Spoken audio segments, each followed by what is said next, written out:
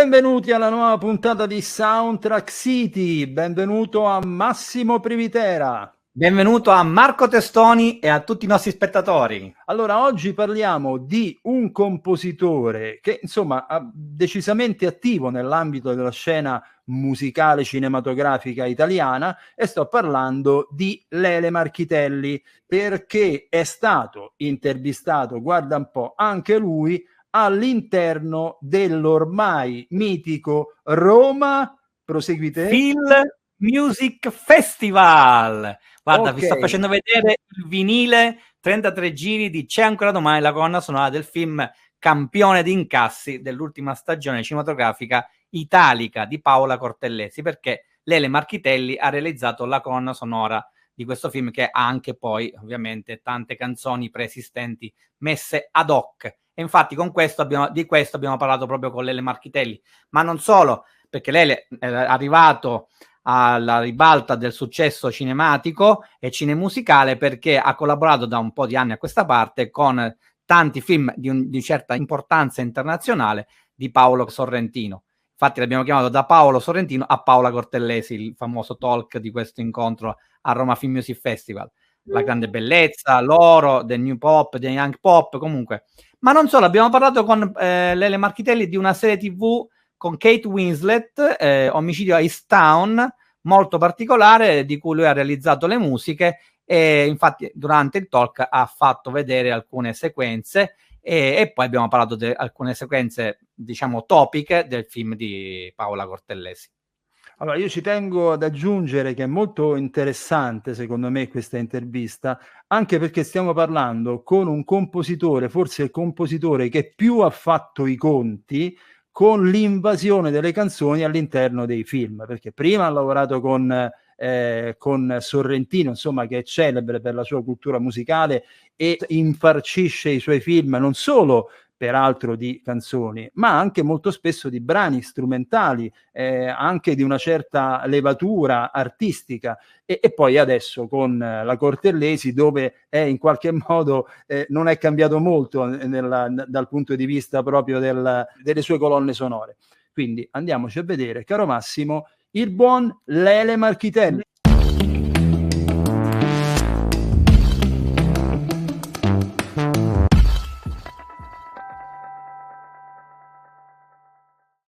Ci troviamo alla terza edizione del Roma Film Music Festival.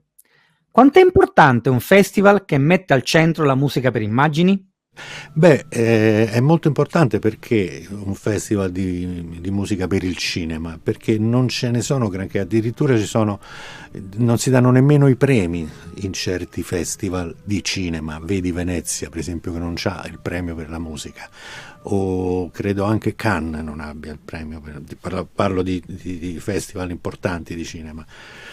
Quindi laddove ben venga un festival di musica dedicato alla colonna sonora, perché questo poi alla fine ed è molto interessante parlarne soprattutto a chi è interessato, a compositori, a chi vuole fare questo lavoro, perché è un lavoro molto diverso da quello che si potrebbe pensare, è abbastanza complicato,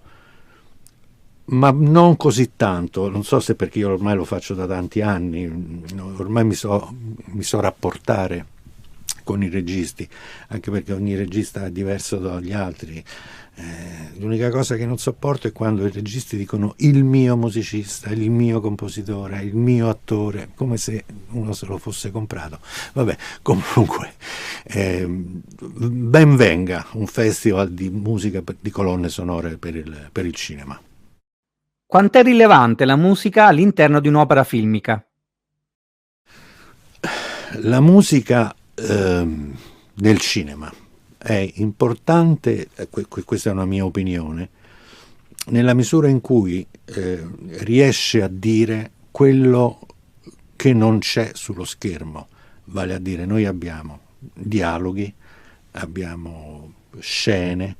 abbiamo sceneggiature, abbiamo costumi, capelli, facce, visi, espressioni, e la musica dovrebbe, questo è un obiettivo importante che non sempre si riesce ovviamente, però la cosa che dovrebbe fare è dire quello che non c'è scritto e che sentiamo o vediamo nel film, se no diventa una sottolineatura pleonastica,